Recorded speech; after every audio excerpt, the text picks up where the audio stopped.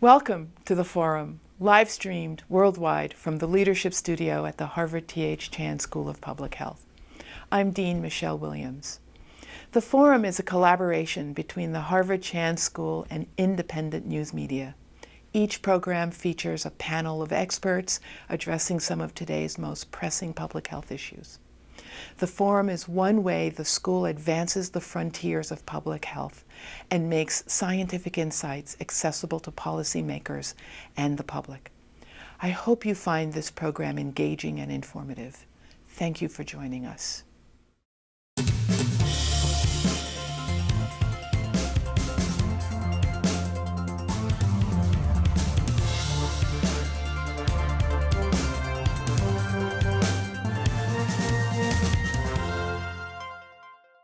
Welcome.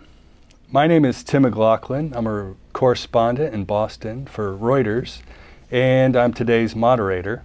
Our panelists, starting from my immediate right, are Steve Beshear, the 61st governor of Kentucky. Then we have Peter Shumlin, the 81st governor of Vermont and a recent Menschel Senior Leadership Fellow at the Harvard Chan School of Public Health. Jay Nixon, the 55th governor of Missouri. And joining us remotely is Christine Gregoire, the 22nd governor of Washington. This event is being presented jointly with Reuters, and we are streaming live on the website of the Forum and Reuters, as well as on Reuters TV. We're also streaming live on Facebook and YouTube, and this program will include a brief Q&A, and you can email questions to theforum@hsph.harvard.edu. Now, every year, natural disasters kill hundreds and cause billions of dollars in damage. And many worry that these events are becoming more frequent and more extreme. Today, we have a group of governors who are very experienced, and they've dealt with a wide range of natural disasters: tsunamis, ice storms, tornadoes, flooding, drought. We'll have a chance to hear from them about their personal experiences in these times of crisis, as well as the preparations and collaborations that have to happen to get ready for whatever nature has in store. We will also discuss how states, the federal government, local officials, NGOs, and businesses can work together to prepare and respond to the disasters. To set the stage, we're going to look at a clip from Reuters about historic flooding in Arkansas and Oklahoma this spring. An entire neighborhood drowned in floodwaters. It's pretty devastating to see all this water in a neighborhood. And now thousands across Arkansas, Oklahoma, and Louisiana are bracing for more Thursday as swollen rivers keep rising. This is a flood of historic magnitude. It surpasses all Arkansas River flooding in our recorded history. The river, according to the National Weather Service, is high as 45 feet in some places, threatening communities and forcing many to evacuate, as the record levels raise fears that aging levees may not be able to hold up. Levees are designed to hold water temporarily, and they're going to hold water longer than they have in the past. So we are monitoring. When I say we, I'm talking about the entire team from local, county, state, and federal. More than a week of violent weather, including downpours and deadly tornadoes, has lashed the central United States, turning highways into lakes and submerging all but the roofs of some homes. In Oklahoma, at least 6 people have died in the latest round of flooding and storms, according to the state's Department of Health. And in Louisiana, the Mississippi River was also at record flood levels. Back in Arkansas, Governor Asa Hutchinson said he sent a letter to U.S. President Donald Trump asking for a federal emergency declaration for his state. Now, Governor Beshear, can you tell us about the most challenging natural disaster that you dealt with as governor? Well, Tim, I think you'll find that all of the former governors that are on the panel today will tell you that they experienced an increasing number of natural disasters while we were in office. And I don't think there's any question that they're related, at least in part, to climate change. My biggest one in my 8 years was an ice storm that hit Kentucky in February of 2009, and it caused every one of our 120 counties to be in states of emergency. It took down all of our power lines, took down our telephone lines. We had no heat, no lights, and no communication. And very quickly, we found out that our hospitals and our nursing homes, many of them, didn't have any backup generators. So we literally had lives on the line. I mean, kids in neonatal units, people in nursing homes, people in intensive care units. And it highlighted for me very quickly the communication that is necessary between state and federal officials in an emergency like this. As a matter of fact, it highlighted for me the lack of communication at times that you find, because everybody has good intentions. But particularly on the federal level, you have silos. You've got the Corps of Engineers, you've got FEMA. And I mean, we needed everything, and we needed it right away. We needed big generators. And so we were communicating constantly, and I'd get one story from one agency, I'd get another story from another agency, but what I didn't get was any generators. And so after a few hours of this, fortunately, I could pick up the phone and call a friend of ours, Janet Napolitano. She had been governor of Arizona. We got to know her while she was governor. She was then Secretary of Homeland Security. And I got her on the phone. She said, "What, you're in a mess, I know that. What can I do to help?" And I said, "You know, here's the story. I can't get a straight answer, and I've got to have these generators." She said, "What do you want me to do?" I said, "What I want you to do is set up a conference call within an hour, get the leaders of FEMA and the Corps and me on the phone, and I want you to cuss them out within an inch of their lives and tell them if we don't get those generators in the next hour, their jobs are gone." So she said, "Okay." And that's what we did. And you know what? My generator showed up. And it's just an example of how siloed you can get in these agencies. And, you know, you've got to cut through all of that if you're going to get anything done. And I know that every one of these former governors have had those kinds of experiences, and you just gotta grab it by the neck and go do it. And I think we learned some valuable lessons from that, and the federal government did too. That's great. Now, Governor Shumlin, when we think of Vermont, we rarely think of tropical storms and hurricanes. But Vermont took major damage from a tropical storm, Irene, in your first term. Can you tell us about that and how you responded? Sure. Well, first of all, I'm always going to defer to my great governor of Kentucky here for anything today, because he's actually related to a governor. So I've got to treat him with tremendous respect. The rest of us are out on the streets looking for jobs. Listen, congratulations, by the way. Thank you. His son's recount is over, right? Yep. He won. He's going to be a great governor. Not as good as his dad, but he's going to be a great governor. Listen, so this is what happened to me. And we all went to baby governor school. We all got elected at the same time with the biggest class of new governors, I think, in the history of America. Anyway, they don't teach you how to deal with significant storms that come your way. So as Tim just mentioned, Vermont is not the place that you think of for hurricanes. This is what happened to me. August of, had only been in office for a few months, first term. Hurricane Irene is coming our way. Everyone thinks it's hit Manhattan. The mayor, the governor are trying to evacuate buildings and get ready. And they think, anyway, it didn't. It missed Manhattan. It hit Vermont. It totally devastated us. So literally wiped out our roads, 540 miles of roads, bridges. It killed 7 good Vermonters who got, taken down by little teeny brooks that became raging rivers. We got 21 inches of rain dumped on Vermont in a matter of hours. So when you have a state that is mountainous with valleys all over the place, you know what happens. Extraordinary flooding. You couldn't get from east to west. Houses, businesses, just total, complete devastation like we've never seen before. So, as a governor, you sit there and your head is spinning. Where do you start? Everyone's isolated. No one has electricity. No one has power. No one has water, or many people don't. They can't get out of their communities. You can't get them to healthcare facilities. Unmitigated disaster. I think, there are a lot of lessons for all of us. And what I always say when I think back on Hurricane Irene is, that's just a warning sign.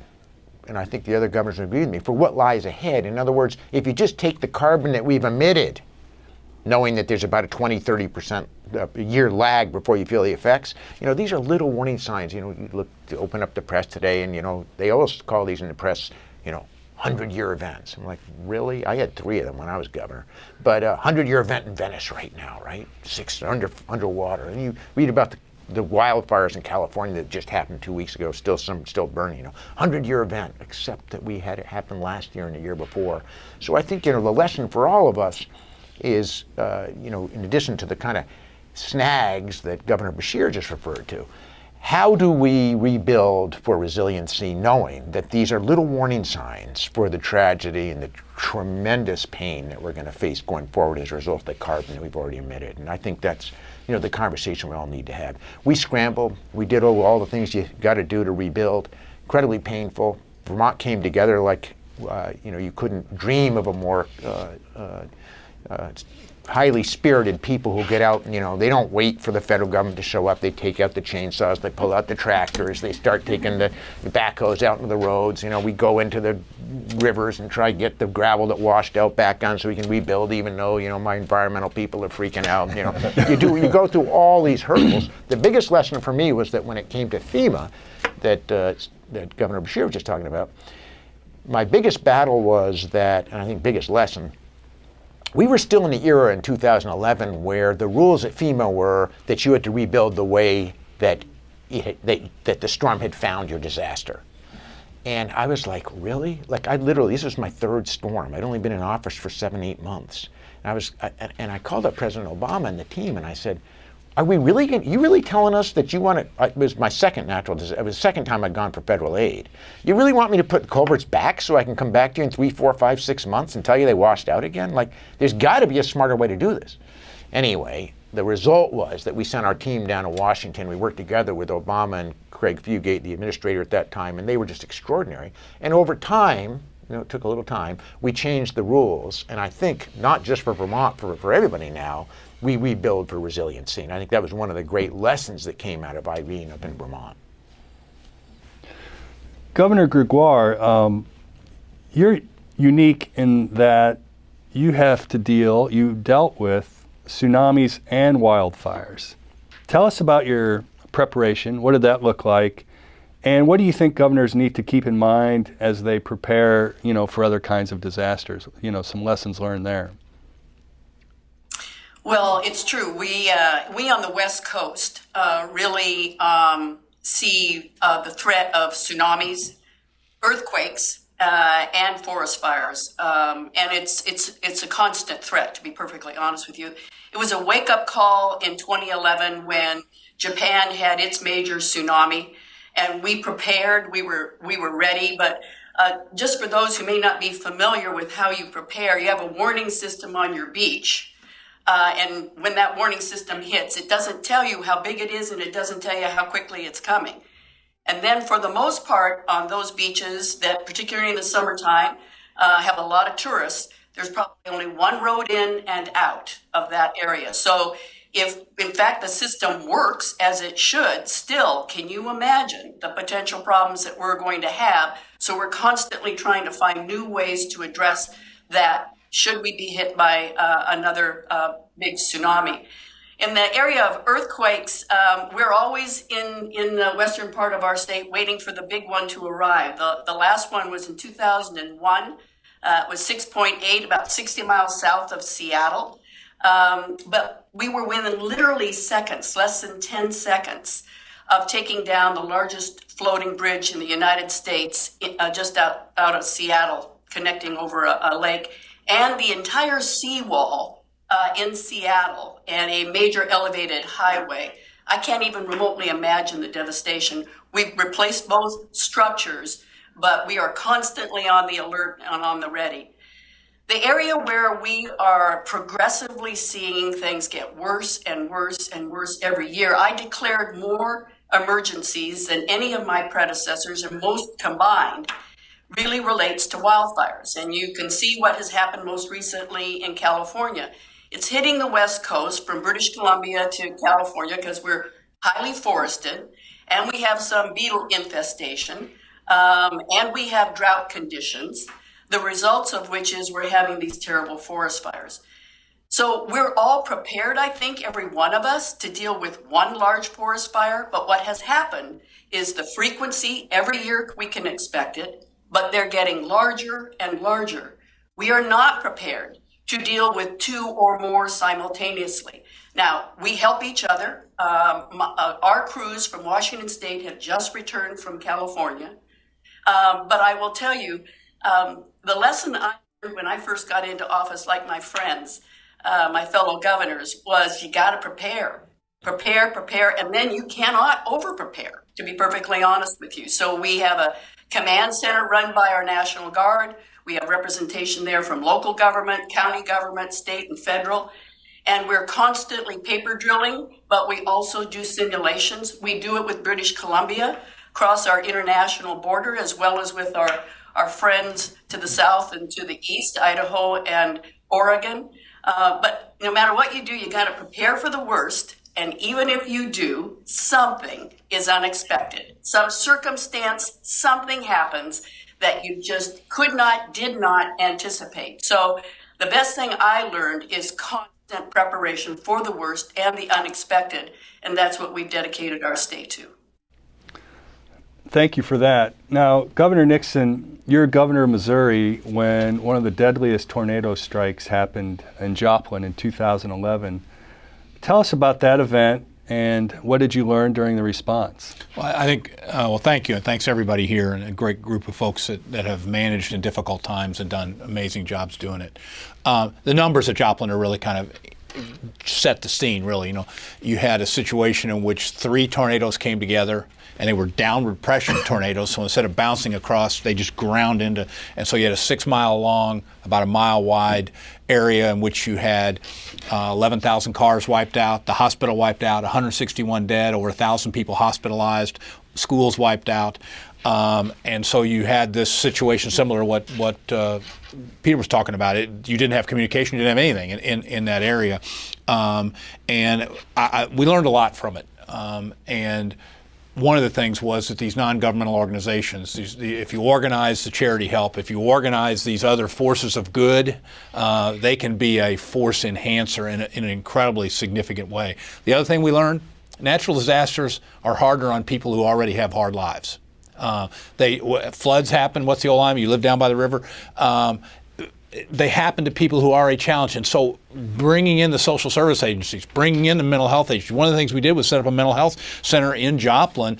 And you look then 2, 3, 4, 5 years later, you have fewer suicides than people had thought, fewer drug problems than you would think when you look at the statistics. So remembering that these natural disasters affect families and individuals that are already challenged, and you're ready in that vein also is important. Plus the other thing, you've got to own the information. The governor's office is a place in which real facts come. When you don't have TV or you don't have radio or you don't have things, rumors start. We had a situation on a tornado in St. Louis where somebody started a rumor on Twitter that it hit this hotel and there were hundreds of victims. It just wasn't true. And you always, down in Joplin, they said 1,500 people were missing. That wasn't true. Obviously, we had a lot of people missing, but there weren't 1,500. It got so bad that people were calling in from other states who had committed murders to say that the victim was in Joplin during the time. Seriously. But the bottom line is that engaging with these non-governmental organizations, the other thing I really recommend is thinking beyond the tragedy. If you're going to lead, you got to be out in front of people. And the best way to do that, and some of the preparation thing that Christine talked about, is things to do a week later, a month later, 2 months later. And if you aren't looking on down the line when these things hit, then you're going to be playing defense the entire way. But the bottom line is you got to count on the goodness of people. But when you get a challenge of this magnitude, the governor has to provide confidence, has to be on the ground in the place and see it. We work very closely with our religious partners, our faith-based folks. I mean, people tell their preacher stuff they'd never tell the government. And it's a very useful way to get additional information. But we learned a lot, and I'm proud to say that 1 year, well, even, quite frankly, that same year when we started school, the tornado was in May on graduation day. When school started August 17th, 98% of the kids were back. Our fear was that we were going to lose a town. like Greenwood, Kansas, after that tornado happened there, 2 years later, only 23% of the people were there. I'm proud to say that Joplin is back. It's growing, more population than it had at the time, but these NGOs and the churches and the community were exceptionally vital and essential to get that kind of recovery. Thank you. So we're going to shift the conversation to look at these issues at a little more, deeper dive on them. And so let's start with the second clip from Reuters, and this is about the heat wave that affected most of the country this past summer. The heat wave is here. Temperatures across the eastern and central parts of the U.S. soared on Saturday as officials warned residents to stay indoors. Everyone's got to take it seriously. This is a potentially dangerous weather situation. The National Weather Service said temperatures are due to reach the mid to upper 90s, but with the humidity, the heat indices will hit as high as 115 degrees in some areas. The heat wave is sprawling from Kansas to the Atlantic coast and from South Carolina to Maine, with some 124 million people affected.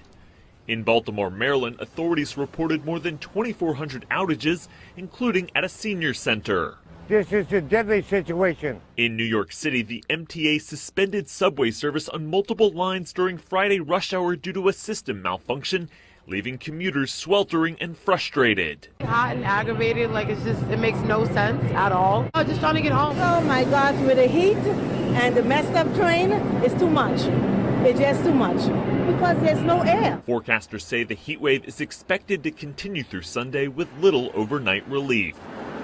Okay, so we've heard about the heat wave and we know about the flooding and all these natural disasters. And so, Governor Shumlin, you touched on this. How, when we rethink how we're going to rebuild after a natural disaster, maybe you could just kick us off by giving us one or two examples of how you redid it in a different way after you're getting, I guess, more flexibility from FEMA and the federal government. Yeah, I think all of we governors face the challenge that Governor Nixon just referred to, which is, you have this mess on your hands. Nobody gives you instructions. You got to be a leader, stand up and make it happen. And then after it's over, how do you turn that into a situation where when it happens again, because we all know it's coming at you in some form or other, what do? I had a bit of an advantage in the respect that when I ran for governor, it was bottom of the recession. It's when we all ran. There wasn't a politician in America that wasn't running on jobs. And one of the things I said to create jobs was, hey, listen, if you elect me, we're going to shut down our aging nuclear power plant that was leaking, which was long overdue. And they were going to relicense it for another 40 years. We're going to build out solar and wind like mad. We're going to turn our utilities into energy efficiency companies instead of companies that just try to produce as much juice and sell as much of it to customers as they can. And when we do that, we will reduce rate. I think we'll put money in Vermonters' pockets because renewables are cheaper than oil and coal coming from out of state. I said we'll create jobs because any transformation creates thousands of jobs. But I said most importantly, we'll show how a small state can be an example of where we've got to go to avoid big storms and tragedies that we're all talking about here. So when Irene hit, and you got to remember, most of us, you win elections just like Governor Beshear's son, in tight elections the first time. The second time you usually do better. So you got to remember that roughly half the people don't agree with you. And my opponent said, hey, you know what? This guy's nuts. When he shuts down a nuclear power plant, he's going to kill thousands of jobs right there. He said, renewables are more expensive than coal and oil, so that's going to take money out of your pockets, not put it in. And this climate stuff is all garbage anyway because it's not created by human, this is all phooey. It's the normal argument that Republicans make. Anyway, the long and short of it is when Irene hit, literally 9 months in, and Vermonters are all going, holy God, we've never seen anything like this, like 21 inches of rain? This isn't Costa Rica, and so they literally started going, hey, maybe this guy's got a point about some of this stuff. So my point is, I think that once you get through the tragedy of rebuilding and the pain that's associated with it, and just like Governor Nixon said, it's the folks who are struggling the most get hit the hardest every single time in these. So you got to dig your way through all that. But I think the important message for all of us has to be, how do we change our behavior really quickly? so that we ended up being the #1 solar state in America. We put up so much wind power they wanted to throw me out. Like, oh, we got beautiful mountains and someone's putting windmills all over them. The guy that came in after me actually ran on a platform that he'd do a moratorium on wind. And he won. That's how much people like it in their backyard. But, I kept saying, hey, it beats the alternative. Like, we were all kind of burnt up here, or flooded, or both. My point is that there are things that you can do in addition to just crisis management as a governor that will help lead us to a less drastic future. And I think that's really important for us to keep the eye on the ball on that. And any of the governors can chime in on this, but we talked a little bit about there's a disproportionate impact on people who just before the disaster don't have resources at the ready. They don't have insurance. They don't have a lot to fall back on. So maybe one of the governors can talk about how we help those folks, recover from a disaster. Well, I think one of the under-focused areas that we found a lot after Joplin and a couple other things is in the whole mental health area. I think getting mental health professionals on the ground is extremely important early on. They can then diagnose the general feelings so that you don't have more spousal abuse, more illegal drug use, all of the various things that happen. And then the other thing is you've got to empower individuals to be in charge. I mean, Peter was talking about the folks of Vermont. I'd say the people in Missouri are the same, and I'm sure all of us are very proud of the folks of our respective states. Even the Costa Ricans, I'm sure, are proud. But they have to be part of it. The people have to be part of this. You're talking about safety, you're talking about recovery, and engaging folks at a personal, local level that they're helping fix back their towns, and that there's a better, as Governor Shumlin said, is there a better tomorrow here? This is not going to be something that happens all the time, we get worse. So remaining, as you can, realistically optimistic is exceptionally important. So it's mental health resources on the ground, keeping the regular parts of people's lives moving forward. That's why we were so committed to starting school on time. I mean, we didn't even have schools. We rebuilt. We took a mall and turned it into a high school in 55 days. We took a factory and turned it into middle school in 51 days. Not a lot of windows, but and I had to negotiate to get this mall. The only difficult part of the negotiation was that the owner of the mall wanted the school lunch program to run through the food court, and we were unwilling to go to the food court level of the deal.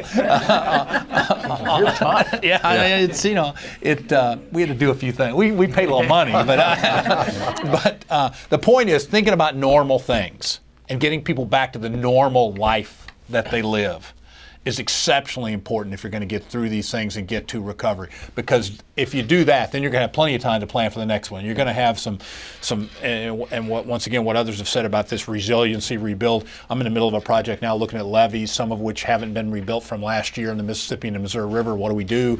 How do you choose which ones are going to be rebuilt?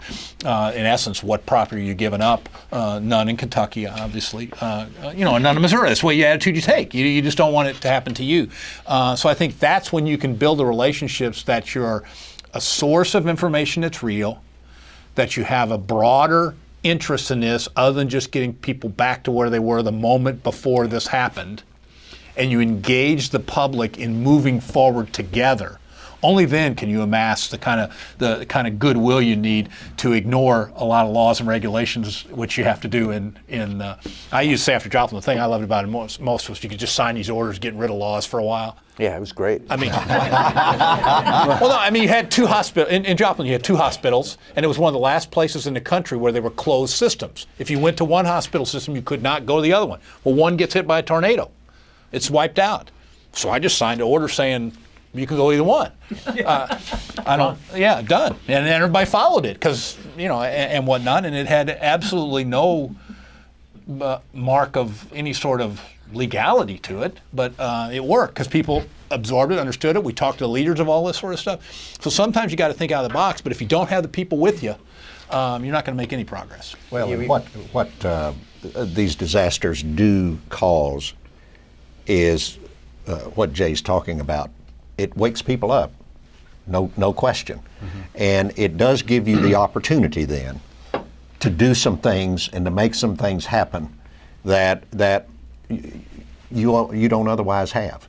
And so you have to take advantage of these things to cause, we made all the hospitals and nursing homes and all of these places get their get backup generation. You get communities to start planning to where will we have a shelter if we need a shelter? Where would we bring in the food? Where will we do this? Where will we do that? And it does give you the opportunity to make some things happen and move your state forward in that sense, so that you're more prepared and you're looking to the future. I'm just remembering between the two of you, just what you're making. So one of the calls I got in the middle of the night when Irene was hitting was my Secretary of Administration calls and said, we got to evacuate the state hospital. The state hospital is the hospital where we have all of our acute care mental health patients. In Vermont, it was in one place. It had been there for generations. The building had been condemned by the federal government. Governors had been condemning the place publicly for literally 50 years from both parties, and no one had done anything about it because it's expensive to build new state hospitals. So anyway, you're sitting there at 2 a.m. going, we got to move everybody out right now. And it's just one of a million problems you're dealing with. And you're like, who's going to take all of your acute care mental health patients on a phone call? Hey, we're looking for beds for our entire state hospital. No one is set up to do that. Anyway, my point is, just as Governor Beshear said, and I'm sure that Governor Gregoire found the same kind of things out in her state. What I said, and everyone was like, well, you got to put him back as quickly as you can. I was like, no, we've been trying to get him out of there for 60 years. Like, why are we going back? Well, you're not going back. Very controversial because the whole community goes, all these jobs, blah, blah, blah. I said, no, we're not going back. And we use that opportunity to rebuild the resilience. We're not going back, putting the hospital in a floodplain in a building that literally was like one flew over the cuckoo's nest. No kidding. It was an embarrassment. And we now have state-of-the-art acute care mental health facilities. But you got to take advantage of the challenge. Governor Gregoire, I'm sure you have a lot of insight on this. Well, I don't know about, excuse me, I don't know about that. My colleagues have done a terrific job. The only thing I would like to add is, more often than not, as Jay suggested, the people that get hurt the worst are the people who can least afford it. And oftentimes they have, and more often than not, no insurance. And what happens when the natural disaster hits is you get an immense amount of attention, immense amount of volunteerism. You get people there and reaching out and all of the issues that we just talked about. But then as time draws on, when all that attention goes away, then these people have to recover. And they don't have the means by which to do so. So part of the job, I think, of a governor is to not let everybody forget that. And while they donate and they volunteer when the catastrophe or disaster is happening, afterwards these people have to rebuild their homes. They have to rebuild their lives. And they continually need our attention, need our help, need our assistance. So what we've done with respect to that is we've asked not only our nonprofits, but our private sector to be there afterwards so that people can rebuild their lives, rebuild their homes, and so on, so that we don't forget and we don't walk away when the natural disaster has waned and people start to forget. So, but with that, I also want to reemphasize everything my colleagues said about every time we had a natural disaster, we had to have a debrief, and everybody who was involved was a part of it. And then we tried to take critical steps to make sure we were ready for whatever that natural disaster taught us.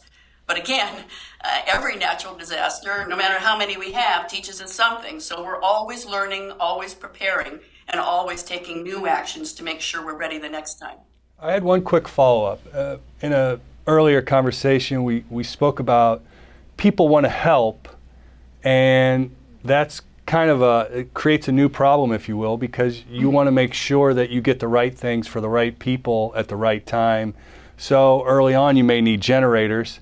And in the second phase, perhaps you need items that people aren't sending at that point. Can you guys talk about how you coordinate that and some of the challenges that you've faced in just getting the right supplies to the right people at the right time?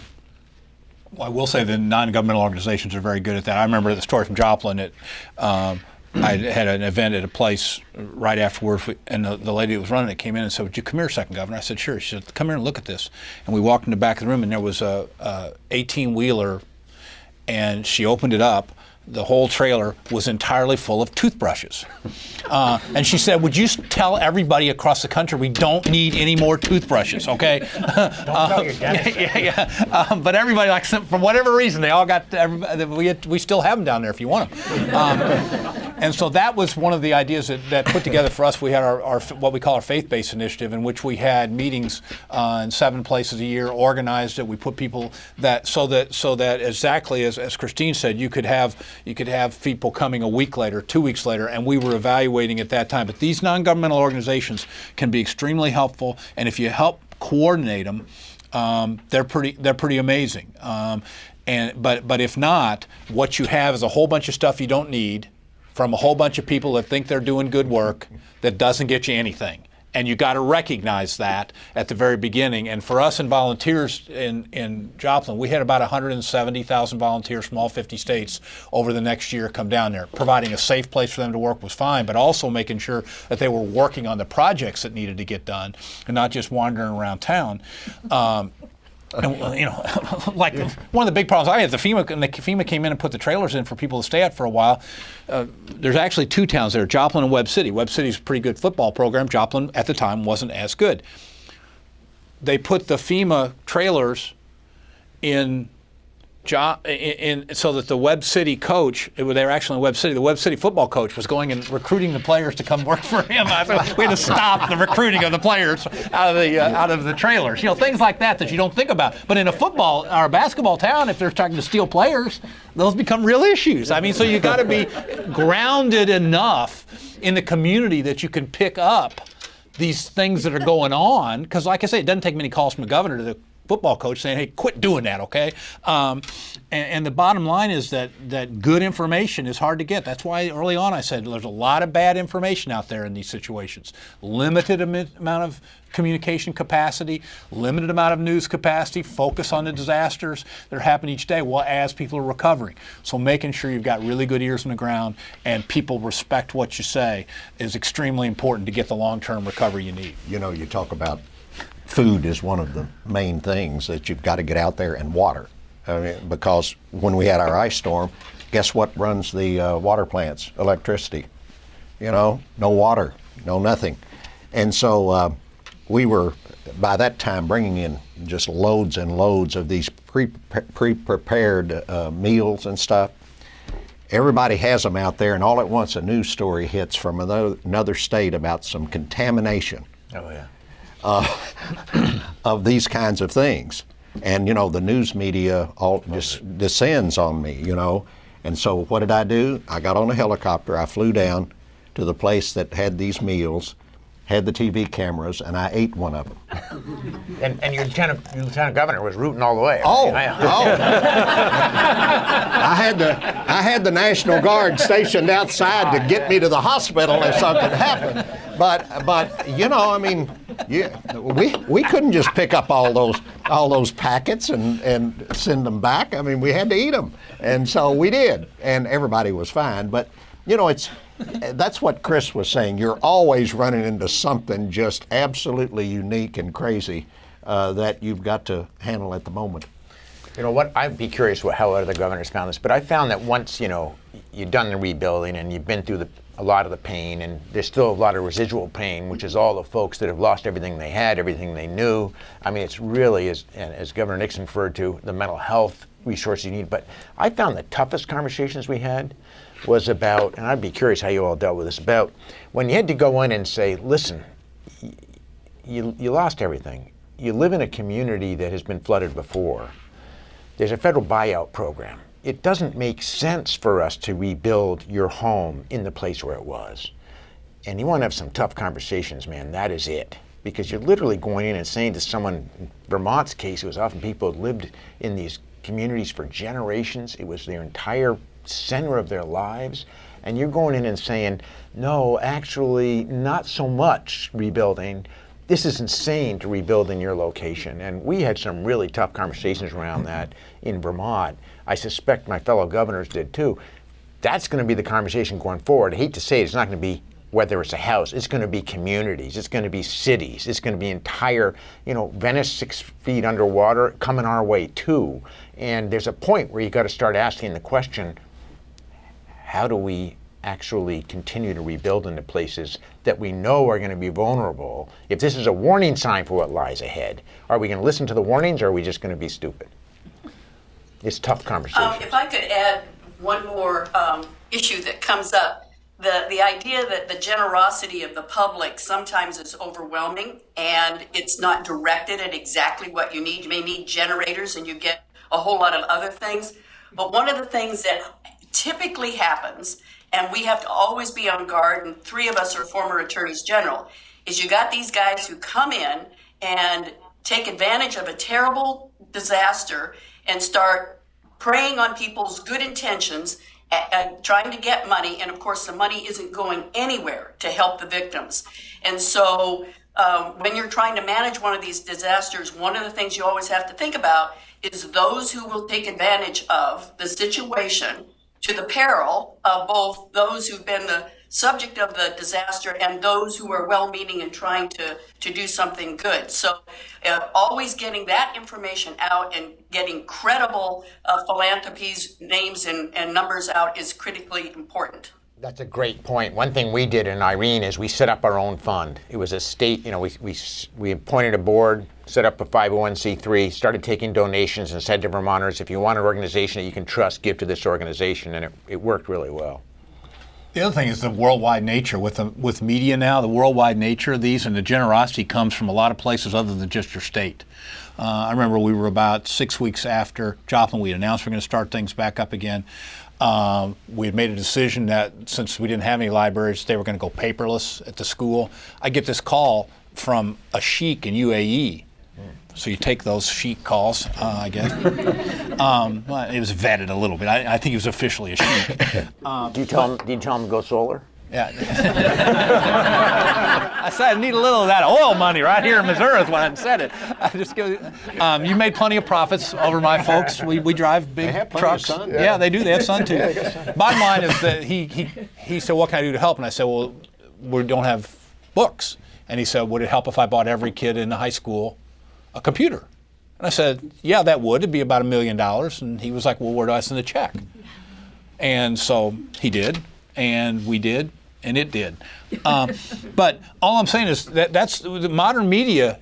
The people that are going to help you sometimes are people you'll never meet and never see again. Right. And that's why having these safety things in play for the money is so important, because somebody did check and he was in fact a sheik, and yes, it was a check and it did come and it was spent on those computers and we had receipts for everything and we're able to look at it.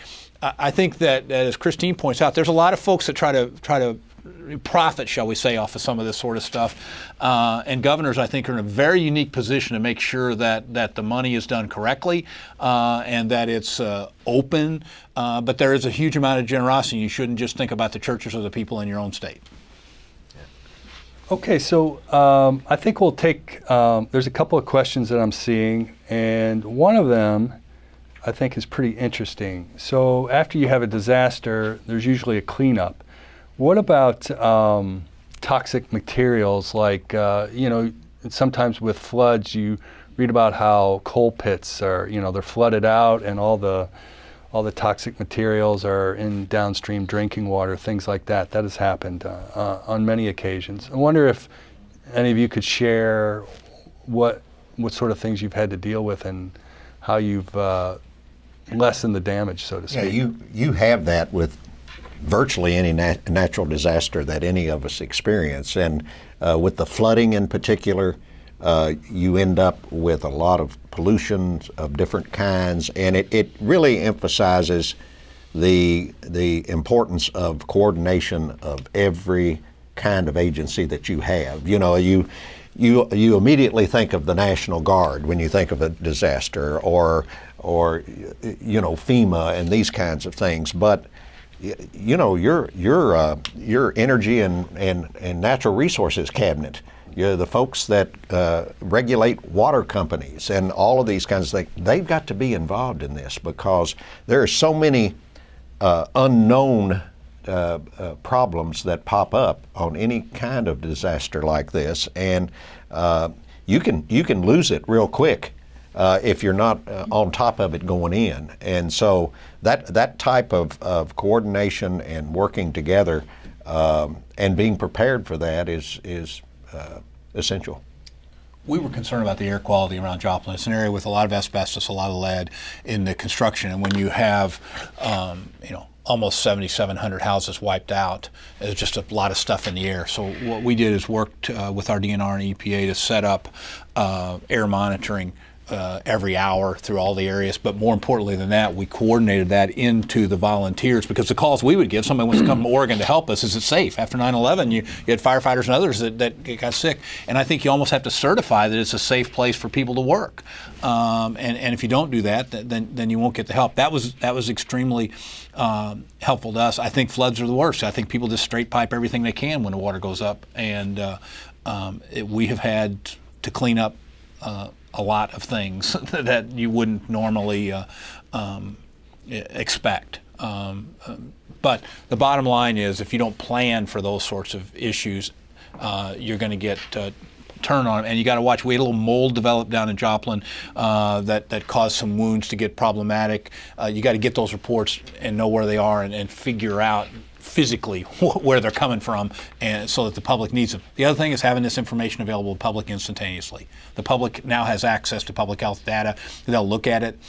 You can build confidence by giving bad news as opposed to confidence by giving good news. Say this is a problem where it's a problem. They know you know that, and consequently they build confidence. It's ultimately a confidence builder that's necessary for any recovery. We moved about 2.5 times the debris of the Twin Towers out of Joplin in 94 days. I say 94 because the feds only paid for 90, and I got a little irked. So we were moving a lot of stuff, and a lot of things can happen there, and a lot of it was trash and bad stuff. So we have a question from... I'll give you an example, if I might, with respect to forest fires, because obviously it's the people within the vicinity of the forest fire. But what happened to us, not this summer, but the preceding summer, was the really bad forest fires in British Columbia. And the smoke came down and was so intense that, and proximity-wise, we're quite a ways away. But Seattle, literally, when you went out on the street, you could not see very far in front of you at all. And in fact, for days, the air quality was deemed the worst in the world in downtown Seattle from forest fires in British Columbia. So we immediately got our health people out in the media telling most vulnerable people how to react, what to do, how to take necessary precautions, and so on. So we don't often think that with something like a forest fire, you're going to have that kind of consequence, but it's real, and it's happening now every single summer to us, where the same kind of consequences from the forest fires are reaching miles, hundreds of miles away, and we're having to have our health people get out there and get the information out and do the best we can. We've now got our 3 forestry schools from Washington, Oregon, and British Columbia working together on ways in which we can try to manage this better so that we don't have the intensity of the health consequences following these fires.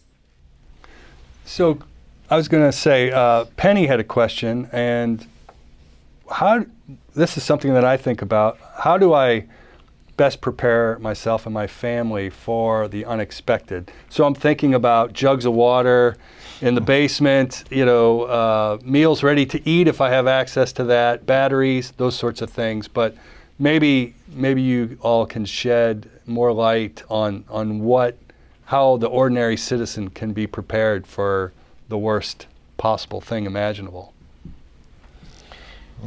Yeah, I used to say Yeah. keep all your paperwork close and know where it is. But when the house is moved like a mile away, it's a little relevance. Doesn't do much good. Yeah, we had to go back down and give people birth certificates, car titles. We kept saying, get your insurance for your car, and they're like, we don't have a title for the car, and quite frankly, I haven't seen a car in 3 or 4 days either.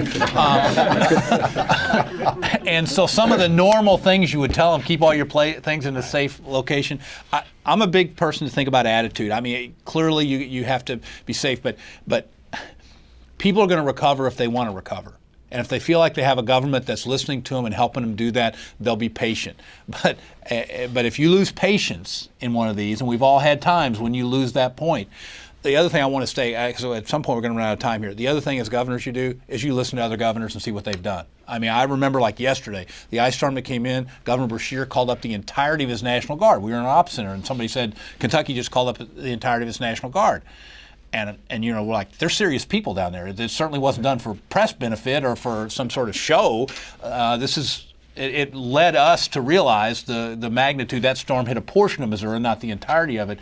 But as firefighters, when we had the first canopy fires in Missouri, they came. We went west and got training for our folks in what was going to happen. And you know, if we need ice cream, we go to Ben & Jerry, go to Vermont and get Ben & Jerry's, you know, or whatever. But I mean, we learn from each other. And whether I sent you maple syrup. I know you did. And whether you're talking directly to the governor, I think governors are unique in the sense that their staff and their senior people, they're basically on order to cooperate with other states, especially in situations like this. And there's just a lot of good information shared and strategy shared at a level below governors that makes a huge difference. And so the other governors, what they have done, the other states, what they have done, is really oftentimes a pathway to move forward. It really is. Yeah, I think the answer to the question, I mean, I don't know that you can prepare because, frankly, you don't know what you're preparing for. So what I always say to folks in a question like that is, listen, maybe it's better, since you don't know what's coming at you, a tornado, a storm, whatever, where it's coming, if it's really going to hit you or your neighbors or 26 states over, we know it's coming. And what I find so extraordinary about these conversations generally, when you read the press, when we have these conversations, is we all go into the tragedy. We pay attention to what happens. We send some money for help. We all feel kind of sympathy. Governors help out each other. We send in National Guards. We do all this stuff. We give advice, blah, blah. Then we move on to the next tragedy, and it's the next tragedy nowadays is 2 or 3 weeks later or 2 or 3 hours later in some other part of the world. And it seems to me what we don't have the conversation about enough is how can we be screwing this up so badly? Like literally, you go look at the UN climate change report that came out exactly a year ago today almost, which is the biggest scientific study of scientific studies ever conducted. Go look at what we got to do by 2050 to avert 2 degrees centigrade, total, complete disaster for everything that lives and breathes. And you go, well, wow, we aren't doing too well here, team. Like, we are dragging our feet. We're in denial. We're the only country that pulled out of the Paris Climate Accord, for God's sakes. We're having a debate about whether it's real or not. Are you kidding me? Like, you got a bunch of governors up here telling you, no. I mean, we all know. We know what's going on. So I think it's better to use our energy to say to elected leaders, to our neighbors, to our friends, how do we change our behavior in ways that drastically reduces the amount of carbon we're putting into the atmosphere so that all of our neighbors aren't preparing for disaster like this in another 10 or 20 years? Like all of our neighbors, everyone we know, and not just people, by the way, the bats and the bears and the bees and everything else that lives on this planet. We got a big problem, folks. Let's focus on the prize. That's the prize. And time's running out. Okay, maybe to wrap this. If I this. could just add one thing, a personal lesson is when we had the 2001 earthquake here, I couldn't get a hold of my children. And, you know, I was trying to take care of my office and so on, but I didn't have a means by which to take care of my children. So here, when we think of things like earthquakes, we are now advising everybody to have their children well understanding what they should do in that circumstance and how they can make contact with their parents or otherwise so that everybody feels good and calm about, at least I know I've told my children what to do, I've told my family what to do, and so on. So I agree with everything my colleagues have said, but that's one thing that we're doing in Washington State because the earthquake can be unbelievably disruptive and you can lose all communication, and we're trying to prepare ourselves and our families. That's a good practical tip, and I think sometimes we forget about those types of things, just a basic communication mechanism to have. Just to wrap this up, any other sort of takeaway solutions or messages that any of you have for us? One thing that I would just go back and emphasize, and we've all talked about it throughout this hour, is the importance of effective communication. And you know, when you're a governor, or when you're a mayor, you don't really realize, I think, the effect you can have sometimes just by people hearing you and hearing from you. I know during that ice storm, as Jay said, I called up the entire National Guard, and they said, what do you want us to do? I said, I want you in every town in our state walking up and down the streets and knocking on doors and checking on people. And let's make sure everybody's okay. And so they were doing that, and I went down. There were a few little radio stations that were still on the air, and I got on the radio stations and just talked to people about we're okay, everything's going to be all right, and all that. And interestingly enough, later on, I kept hearing, you know what, when I saw the National Guard walking up the street, I knew we'd be okay. When I heard your voice on the radio, it's going to be okay. And I mean, my God, you know, you don't realize the effect you can have on people by just being there and being a part of it and communicating to people and just telling them, hey, we're here. Giving them a hug. That's right. You're giving them a hug and you're saying, we're going to be okay. And, you know, that's probably one of the most important things we as people that have been in leadership roles can understand is the effect you can have. Mm-hmm. I'll tell you another, it sounds almost goofy, but pets are important. The number of people that die because they won't leave their house, because they want to stay with their dog or cat, even if a tornado is coming or a flood. Without going through specific examples of that, I've been involved in some of that sort of stuff. And you have to have a plan where people can know where their kids are, have a place that they can take their pets with them. It's amazing how many people die because they would rather stay with their dog or cat. And there's no real point to that other than have a plan, and I don't know where Huck is right now, my dog. So, but it's important. People will not leave. I mean, they just won't. I mean, because a lot of times, as you said, you got to get these folks out of there if there's a flood coming. Tim, I just want to give a plug to the biggest things I've learned is people, when they're hit with one of these disasters, are unbelievably resilient. They will take that disaster, they will ready themselves, they will get right back on and get going. And so in a time in our country when things are so divided, there's no division whatsoever when there's a natural disaster. Everybody comes together. There's this resilience by those who've been victimized. There's this outpouring of love and thought and religious affiliations that really want to help and make something happen. So I think our country, quite frankly, is at its best when we encounter one of these things because we see the true nature of people and how great they can be. And it's a lesson that I've learned time and time again in responding to these disasters. Good point. The only closing thing I'd say is thanks to the School of Public Health here at Harvard, because, you know, we've all done, all four of we governors have done some form of fellowship here. And my message, you know, continues to be, guess what? There's never been a time where it's more important to be dedicating yourselves to solutions in public health, because all of this is landing on your doorstep. I mean, all of this. And you've never had a generation of students, of people who are focusing on the mission of this school, where your time and your timing is more important. It's all coming your way. So thank you for having this conversation. Well, I think that's a great way to stop it, and